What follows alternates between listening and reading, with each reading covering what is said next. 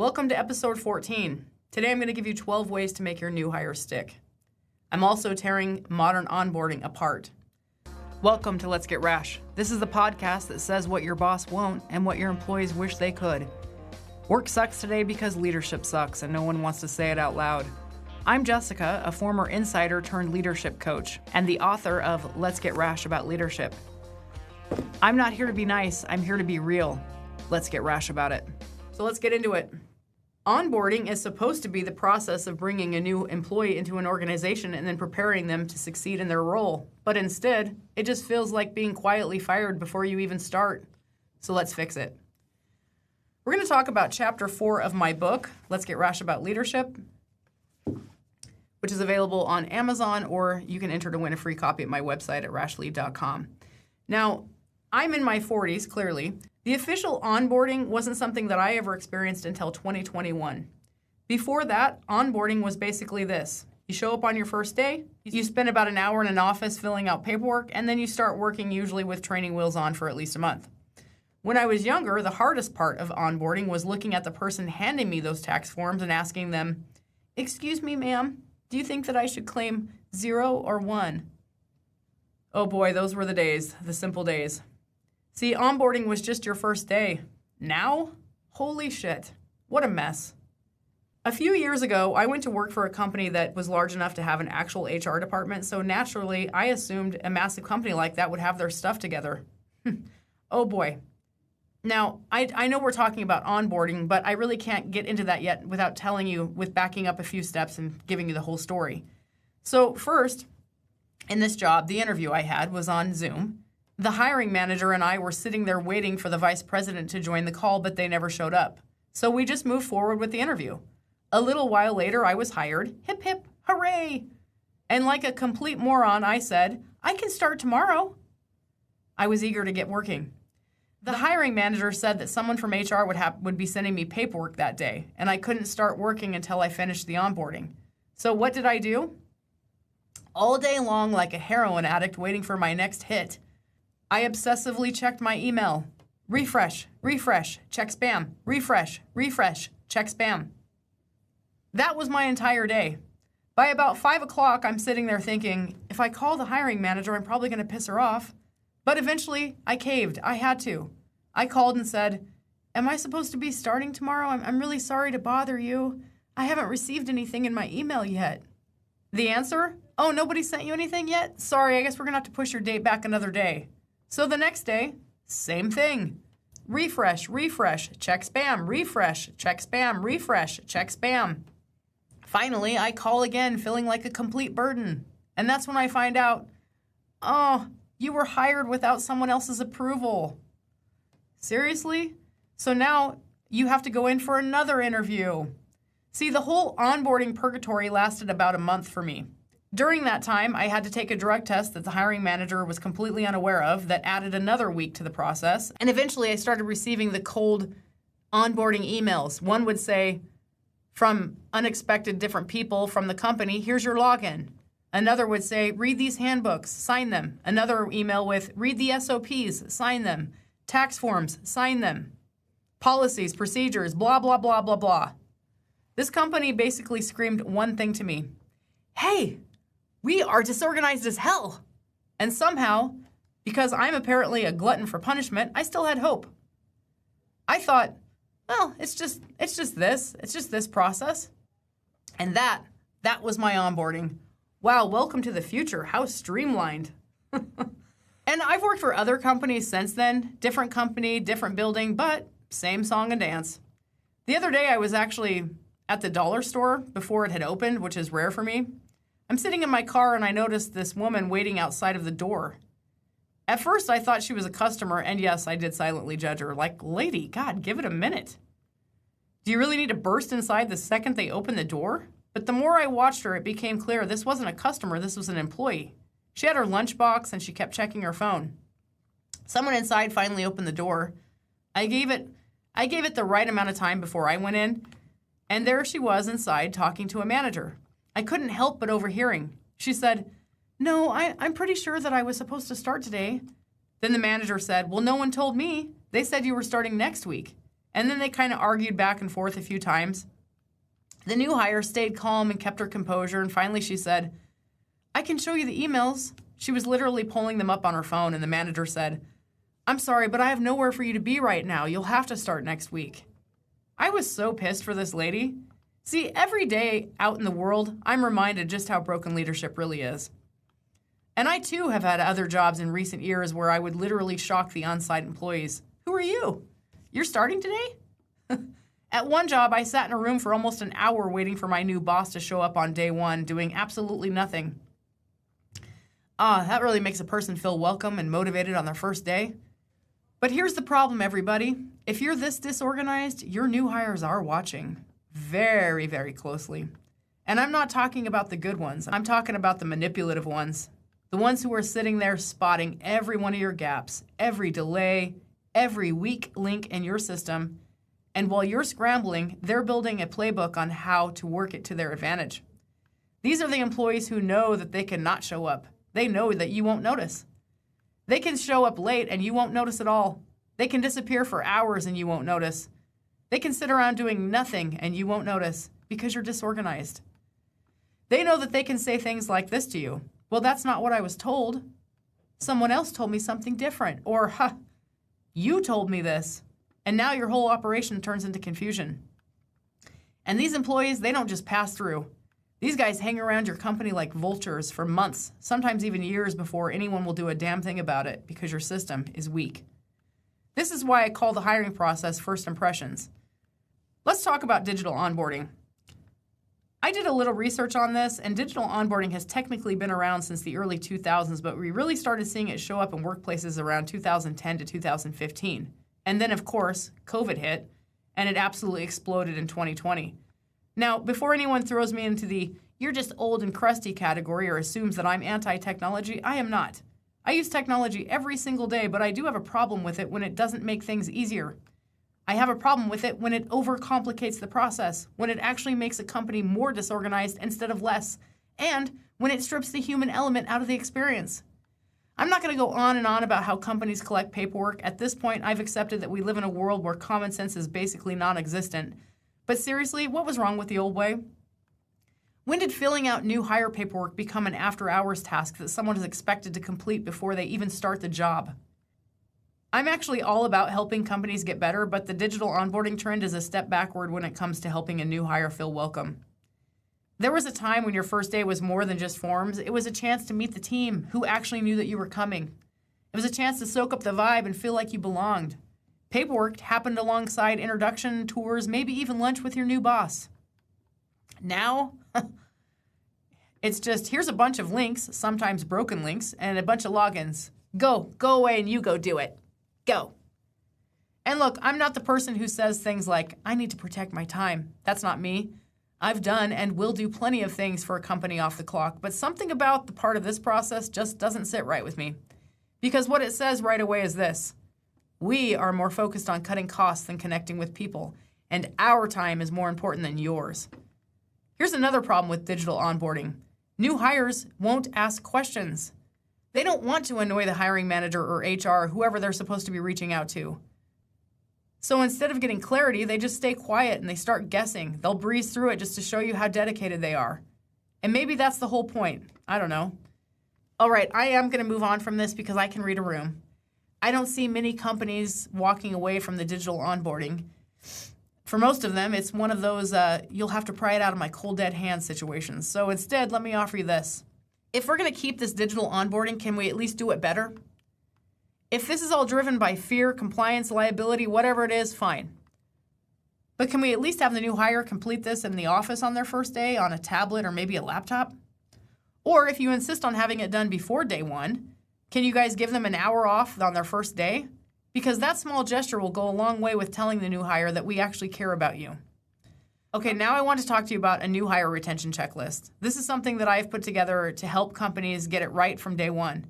I have all the tips that you need at rashlead.com/free. The link is in the description, so go grab it. It's free. I'm just going to run through a few of them here that are on the checklist, and these are easy ways to make a new hire feel welcome and wanted on day one. Again, this list is just about retaining a new hire. I'm going to give you some pretty simple tips that will save you from turnover. And here's the best part. You don't have to be HR to use this or the owner. This can be implemented by any level of management. You can install this in your workplace and make a real difference. So let's get into it. Tip number 1. Every new hire should have a cheat sheet with the essential company information like key services, company address, phone numbers, pricing, whatever someone might ask this new person. I've learned this the hard way in multiple positions. One job I had was a 2-person operation. Within the first 10 minutes on day 1, I answered a call from a client asking for my email address. Can I put you on hold? And then struggled to find the hold button. After that call, I immediately created my own cheat sheet and then hung it by the phone. I included everything that I thought someone might ask me. Employers, please don't put new hires in positions where they feel like idiots in their first hour. Tip number 2, a printed standard operating procedure or SOP. If your SOP is actually valuable and it will help the new hire, print it. Digital documents get lost. Printed copies get used. A good SOP in print will guide a new employee and prevent unnecessary mistakes. Tip number 3, clocking in. Now, all new employees should understand your expectations for time tracking on day 1. I've had salary positions years ago that required a timesheet. Dumb.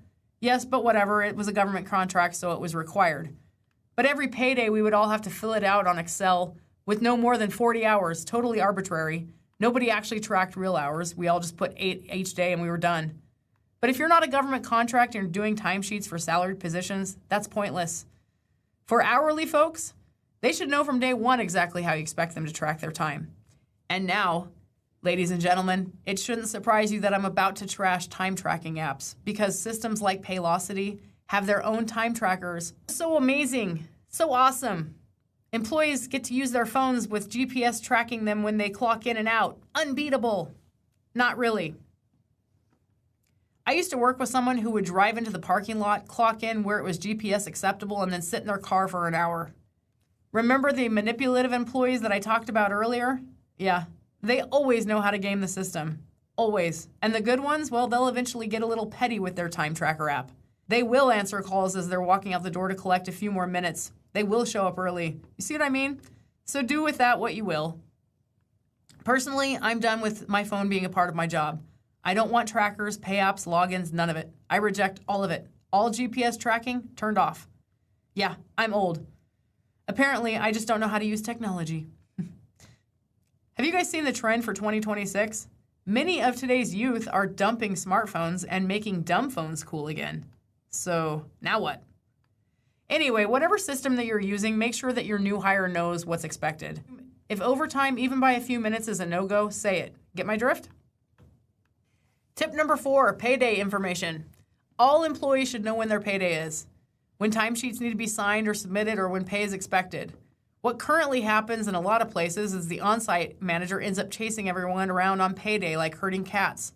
Now, we are all adults. We should be able to handle this responsibility without someone babysitting us. But as I've said before, most workplaces run in a reactive mode, not proactive. I see it all the time. Timesheets or your time tracking app needs approved or submission by a certain date. As an employee, you're tracking that. Then suddenly, your boss shows up in your office. Hey, have you signed your timesheet? HR says you haven't. You check your calendar and you go, it's not even due yet. Yeah, I know, but they want to leave early today, because they're going on a cruise. Okay, really? Personal story for you, and I have to admit I bear a lot of responsibility in this one. I started a job, and about 2 weeks in, I casually asked my boss when my timesheet was due. To my surprise, the boss said, "You get paid monthly. Did I not tell you that?" No, you didn't. And yeah, I also didn't ask. Tip number 5, breaks. Clearly communicate the schedule for lunch breaks or any breaks and include the designated areas. A new hire, especially a good one, will always feel awkward, especially when they're new, until they get the hang of it, asking, when is my lunch break, or can I take a break? Personally, I don't like lunch breaks, and I'll get into that later, but for now, just give your new hire all the information from the start. Tip number 6, parking information. Provide detailed instructions on where your new hire should be parking. Give it to them before they even arrive. Now, I've seen employers complain about this, and yes, it should go without saying that employees should not park where customers should, but obviously it doesn't, so just spell it out. Tip number 7, a facility tour. I think it goes without saying, but I'm saying it, so give the new employee a comprehensive tour of the facility. Show them where the supplies, the bathroom, the break rooms, all that kind of stuff are located. Tip number 8, workplace prep. Okay, now some of you guys might not believe me, but I promise you I'm telling the truth. I can't stress this enough. Is the new hire's workspace properly prepped? Is it cleaned? Is it ready for them? I've experienced this so many times myself where I'm cleaning out personal files or logging the previous employee out of their social media accounts, deleting wedding photos, throwing away leftover chapstick or makeup. Yeah, nothing screams, hey, we weren't expecting you more than that. Now we're going to move on to some out-of-the-box, less obvious ways to make your new hire feel welcome. Tip number 9 is a social media shout-out. Give your new team member a warm welcome with a dedicated social media shout-out. Share a photo of them on your company's platforms. And yeah, I know, I can already hear some of the bosses saying, but what if they quit next week? So what? Who cares? That happens. It's life. And a new hire is less likely to quit if they feel welcome or if they feel like they're letting someone down. It's a lot easier to not show up to a job that doesn't seem to give a shit about you. See what I mean? Plus, this is a win-win. It's a win for the perception of your new employee and for your customers. Tip number 10, a greeting card. Do you guys remember the good old-fashioned greeting card? You can purchase a box of them for less than $10. Imagine starting a new job and finding a card at your workspace with your name on it. Inside it says, welcome, we're so excited to have you with us. Signed by everyone on the team. Simple, easy, inexpensive. And it says, we expected you today and we're happy about it. Tip number 11, a calendar reminder. There are 2 things that need to be added to every boss's calendar. First, if the words, we will evaluate your performance in 30 to 90 days, left anyone's mouth during the hiring process, the time is now. Add it to your calendar and include an invite for your new employee. They will probably fall out of their chair with disbelief that you're actually following through on your word. Second, you need to add their birthday to your calendar so that you can acknowledge it. If you're aiming for the family vibe here, then birthday recognition is a must. We'll get into that later. Tip number 12, the playbook. Give your new hire a copy of your customized performance evaluation template or your counseling statements. Almost no one does this, but think about it. For your new hire, this shows exactly what they're going to be graded on. Too many employers have zero clarity about what it takes to move up or how to make more money. But your performance review is essentially a lesson plan, so give it to them up front. It's simple, and I promise you, it's effective. Anyways, I was thinking about this last night. Have you guys ever met one of those people that just starts dropping a person's name into the conversation that you've never met? Maybe it might even be a stranger. They'll say stuff like, yep, that's what I told Suzanne. Yeah, I know. That's what Suzanne said. Oh, anyway, hun, as I was telling Suzanne. They constantly reference that person. You're sitting there thinking, who the hell is Suzanne? You're going to spend the majority of the conversation contemplating that maybe you do know Suzanne and that you just forgot. You'll play out some options on who Suzanne might be in your head. If you're tacky like me, you'll just interrupt and say, who the hell is Suzanne? And guess what? You don't know Suzanne at all. You've never met her and you never will. See, this person just opened the book in the middle and started reading to you. Well, that's how onboarding feels today. That's how day 1 feels. It's just a story that you're getting dropped in wherever it happens to be, and there's no one that's going to go back and fill you in on the beginning. It's truly mind-blowing. Guys, start your new hires at the beginning of the story, not in the middle, not near the end. Today I shared just 12 tips of many that I have on my download to help you retain your new hires. But that's just the start. There's a whole bunch more waiting for you at rashlead.com/free. The link is in the description. Go get it. Thanks for listening to this episode of Let's Get Rash. Please like, subscribe, comment, GIF, all those types of things. Let me know what you think. And truly, from the bottom of my heart, I appreciate your support more than I can ever put into words. Have a great day.